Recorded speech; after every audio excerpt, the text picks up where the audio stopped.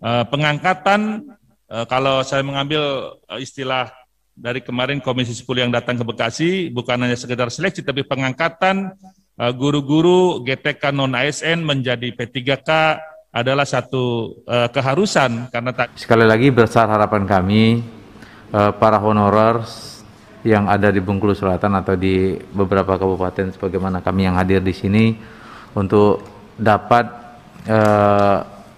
diperjuangkan oleh DPR RI agar bisa diangkat mereka menjadi ASN.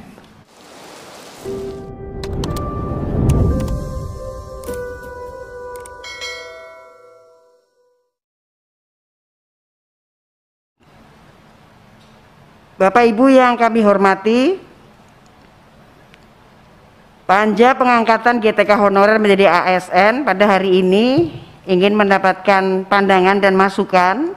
Saya kira masing-masing kabupaten kota telah menerima surat dari kami dan sudah mempersiapkan jawaban tertulis yang akan menjadi masukan yang berharga bagi kita mengenai bagaimana skema pengangkatan GTK honorer menjadi ASN di masing-masing jenjang pendidikan.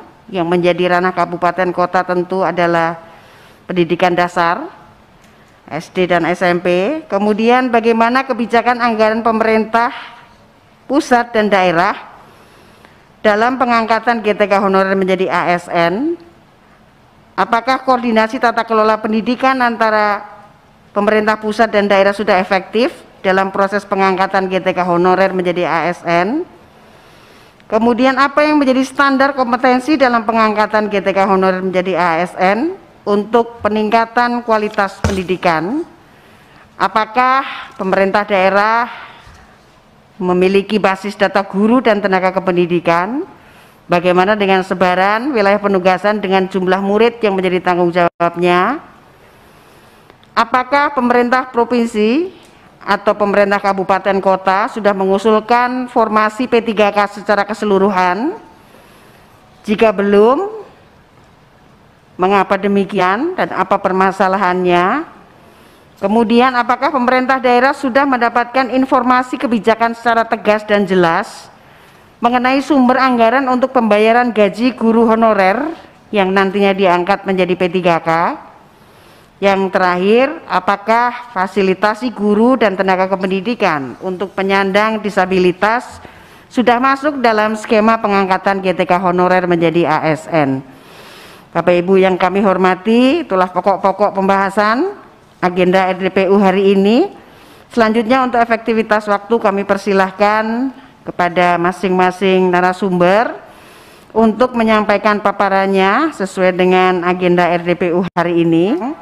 Dan kita akan secara maksimal berupaya supaya pemerintah daerah memiliki pemahaman yang cukup dan dapat menjalankan upaya untuk mendukung, mensupport teman-teman para guru honorer dan tenaga kependidikan untuk bisa diangkat sebanyak-banyaknya menjadi ASN. Tentunya tanpa memberatkan anggaran dari pemerintah daerah setempat. Baik, kami persilahkan untuk menyampaikan paparan dan penjelasannya. Saya kira kita berikan penghormatan kepada teman-teman yang hadir secara fisik di Komisi 10. Kita mulai dari Pak Bupati terlebih dahulu, Bapak Bupati Bengkulu Selatan. Ini atas usul Bu Dewi Koreati karena dapil katanya. Silahkan Pak Bupati. Terima kasih. Bismillahirrahmanirrahim. Assalamualaikum warahmatullahi wabarakatuh. Salam sejahtera untuk kita semua.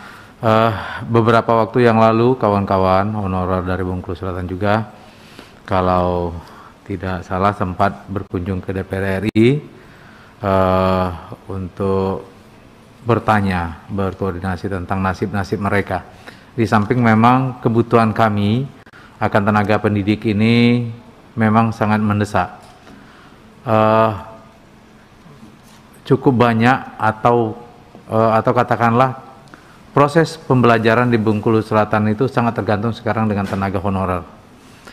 Dan kami di daerah pun, apalagi di tengah pandemi COVID-19, tentu tidak bisa memberikan penghasilan yang layak kepada para honorer ini. Walaupun kami baru saja menerbitkan semacam SK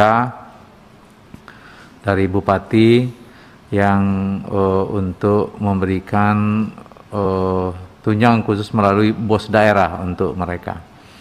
Namun ini tidaklah cukup. Sekali lagi besar harapan kami para honorer yang ada di Bengkulu Selatan atau di beberapa kabupaten sebagaimana kami yang hadir di sini untuk dapat diperjuangkan oleh DPR RI agar bisa diangkat mereka menjadi ASN. Baik, selanjutnya kami berikan kesempatan. Masih ada lagi yang mau disampaikan dari Cianjur? Masih ya? Saya lihat temannya masih menunjuk-nunjuk. Nanti harus ada kejelasan mengenai mekanisme untuk pengangkatan yang P3K yang lebih jelas lagi gitu, yang untuk 1 juta orang ini. Jadi kami juga menunggu Bu di lapangan. Ya, ini kebetulan ini guru honor jadi ketua forumnya yang kebetulan baru diangkat kemarin menjadi P3K, dapat SK sejak tanggal 1 Maret. Sebagai catatan gajinya diberikan oleh Pemda? Pemda, oleh DAU. Ada 1.276 orang. Luar biasa, selamat ya Pak. Jadi nanti kalau ke 1 juta itu sudah pasti otomatis. Ada lagi Pak? Cukup ya, jadi mekanisme supaya diperjelas dan disosialisasikan ya Pak, harapannya itu sehingga bisa diikuti oleh Pemda dengan lebih baik. Selanjutnya kami berikan kesempatan kepada Kabupaten Pasuruan diwakili oleh Kepala Dinas Pendidikan Ibu Dr. Anda Ninu Ida Suryani MSI. Silakan Ibu. Terima kasih Ibu. Assalamualaikum warahmatullahi wabarakatuh. Waalaikumsalam. Selamat sore, salam sejahtera untuk kita semua. Ibu pimpinan beserta jajaran anggota Panja Komisi 10 DPR RI, Bapak Ibu yang hadir, Bapak Bupati Bengkulu, Bapak Wakil Bupati Banyumas dan seluruhnya. Kami dari pemerintah Kabupaten Pasuruan yang pertama menyampaikan permohonan maaf Bapak Bupati tidak bisa hadir secara pribadi karena hari ini bersamaan dengan kunjungan Presiden RI ke Kabupaten Pasuruan untuk meresmikan SPAM unggulan, sehingga beliau mengutus kami rombongan Ibu lengkap dari Dinas Pendidikan, dari Badan Keuangan, dari Badan Perencanaan, dari BKPSDM-nya dan dari Bapak Asisten 3. Kami bawa hadir ke sini untuk menjawab beberapa pertanyaan yang sudah diluncurkan oleh tim Panja, dan insya Allah secara tertulis tadi sudah kami berikan datanya ke Ibu Retno. Langsung saja Ibu, biar ini uruntut sesuai dengan apa yang ditanyakan oleh Panja tentang GTK honorer. Yang nomor 1 bahwa pengangkatan GTK menjadi ASN tetap melalui mekanisme yaitu usulan ke pemerintah pusat atau ke Menpan RB melalui Badan Kepegawaian dengan mengupload di e-formasi. Pengangkatan guru honor sebagai ASN menurut kami merupakan suatu keniscayaan Ibu, karena setelah beberapa kali mengikuti proses seleksi melalui jalur CPNS, dari sisi umur banyak yang tidak memenuhi syarat. Kemudian karena saking lamanya yang bersangkutan mengabdi di pemerintah daerah, di lembaga sekolah, sehingga kalah dengan yang usia-usia yang masih muda. Pasuruan ini sudah mengusulkan semua P3K, semua honorernya? Sudah Ibu, sebanyak 2.800 tadi, 2.806. 2.806 ini? Ya, yang terdiri dari 2.690 itu guru kelas yang ada di SD, guru mata pelajaran yang ada di SMP, ditambah yang 116 adalah guru pendidikan agama Islam. Tendiknya. Kemudian kita menuju kepada Bupati Bekasi yang diwakili oleh Bapak Haji Eryana Suyatna, SIP MSI, Asisten Pemerintahan dan Kesra. Pak Yana. Baik Ibu Pimpinan, Mohon izin dari Kabupaten Bekasi. Yang mana ya Pak? Sebentar Pak. Dari Kabupaten Bekasi, Bu. Iya, iya. Oh iya, ini dia. Oke. Ya. Silakan Pak. Bisa diperkenankan. Terima kasih Ibu Ya. pimpinan yang kami hormati, seluruh anggota Komisi 10 yang kami hormati, Bapak Ibu Bupati, para kepala dinas yang mewakili pemerintah daerah yang telah menyampaikan guru di sekolah.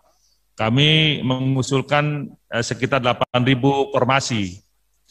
Nah, kemudian barangkali kami ingin laporkan bahwa di dalam perkembangannya ternyata dari Menpan memintakan untuk kesanggupan pemerintah daerah dalam rangka membiayai teman-teman P3K yang bisa jadi kemungkinan besok akan diangkat menjadi P3K.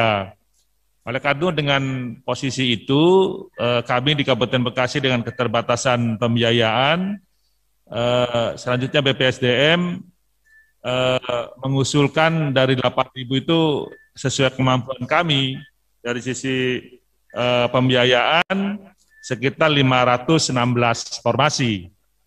Karena memang kami di daerah dimintakan untuk membuat semacam keterangan atau juga pertanggungjawaban mutlak yang kesanggupan untuk membiayai dalam rangka pengangkatan P3K. Ketika kami mengusulkan formasi guru yang ada di sekolah negeri, kemudian ada skema bahwa mengikuti ujian juga 3 kali, artinya mudah-mudahan dengan cara 3 kali itu mereka bisa lolos dalam seleksi. Nah pertanyaannya bagaimana dengan calon-calon P3K yang di luar dari sekolah negeri, nanti mau akan ditempatkan di mana? Sementara kan kita mengusulkan sesuai dengan formasi dan kondisi existing yang sekarang sedang mengajar di sekolah negeri. Barangkali itu hal-hal yang bisa disampaikan dari Kabupaten Bekasi. Yang pasti pemerintah daerah, Ibu pimpinan yang terhormat, kalau tidak ada kawan-kawan, rekan-rekan yang membantu dalam kelompok non-ASN ini untuk bisa memberikan pembelajaran menjadi guru, otomatis kita juga tidak bisa menjalankan urusan wajib bidang pendidikan di kabupaten kota. Jadi satu keniscayaan yang memang kami juga mendorong bahwa pengangkatan, kalau saya mengambil istilah dari kemarin Komisi 10 yang datang ke Bekasi, bukan hanya sekedar seleksi, tapi pengangkatan guru-guru GTK non-ASN menjadi P3K adalah satu keharusan, karena tadi bahwa mereka adalah orang-orang yang selama ini tidak hanya kepentingan dia untuk menjadi P3 sebenarnya, tetapi kepentingan pemerintah daerah dalam rangka melaksanakan urusan pemerintah di bidang pendidikan sebagai bentuk pelayanan kepada masyarakat. Mungkin itu Ibu pimpinan yang bisa kami sampaikan. Secara keseluruhan barangkali sama dengan rekan-rekan kami di tempat yang lain. Mudah-mudahan melalui forum ini, melalui forum yang terhormat ini, Komisi 10 bisa mengaktualisasikan dan mewujudkan apa yang diharapkan oleh kami semua. Kemudian secara informasi, barangkali Kabupaten Bekasi setiap tahunnya kita mengalokasikan sekitar 250 miliar untuk pembiayaan pemberian istilahnya JASTEK, jasa tenaga kerja bagi guru dan tenaga kependidikan Kabupaten Bekasi. Mudah-mudahan ketika ini menjadi program pemerintah pusat dalam hal Kemendikbud untuk bisa diangkat menjadi P3K, bahwa Kabupaten Bekasi bisa menyelesaikan pembangunan infrastruktur sekolah yang selama ini menjadi perhatian utama di Kabupaten Bekasi. Itu saja yang bisa kami sampaikan, pimpinan. Terima kasih. Assalamualaikum warahmatullahi wabarakatuh.